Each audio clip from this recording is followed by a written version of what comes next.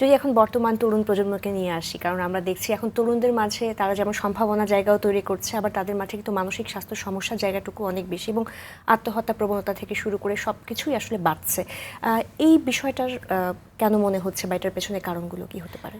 আমরা এই সমস্যাটার পিছনে যে কারণগুলি খুঁজে পাই আমাদের ক্লিনিক্যাল প্র্যাকটিসে বা রুগী দেখতে যেয়ে, আমরা দেখি যে এখনকার তরুণ প্রজন্মের মধ্যে ইন্টারনেট এডিকশান, গেমিং এডিকশান এই জিনিসগুলি অনেক বেশি।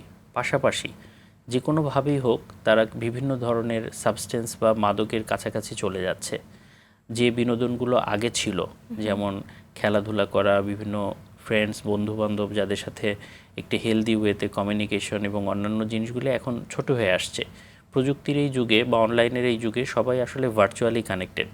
তো তাতে করে যেটা হয়, বেশিরভাগ সময় তাদের মধ্যে একটা ফ্রাস্ট্রেশন কাজ করে, হতাশা কাজ করে। এই হতাশা থেকে বা বিভিন্ন ধরনের মানসিক চাপে ডিপ্রেশনে আক্রান্ত হয়, এবং এখান থেকে অন্যান্য বিভিন্ন মানসিক রোগ হতে পারে বা সুইসাইডের চিন্তাভাবনা আসে।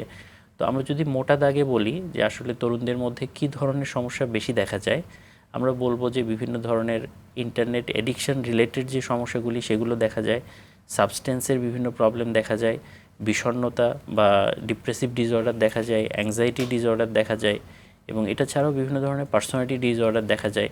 অনেকেই আছেন যে তরুণ, তারা খুব অল্প বয়সে বিভিন্ন ধরনের অপরাধে জড়িয়ে পড়ছেন বা সে ধরনের ঝুঁকিতে থাকছেন। বিভিন্ন কারণে তারা তাদের নিজেদেরকে নিয়ন্ত্রণ করতে পারছেন না, আচ্ছা। এগুলো আমরা বেশি দেখতে পাই।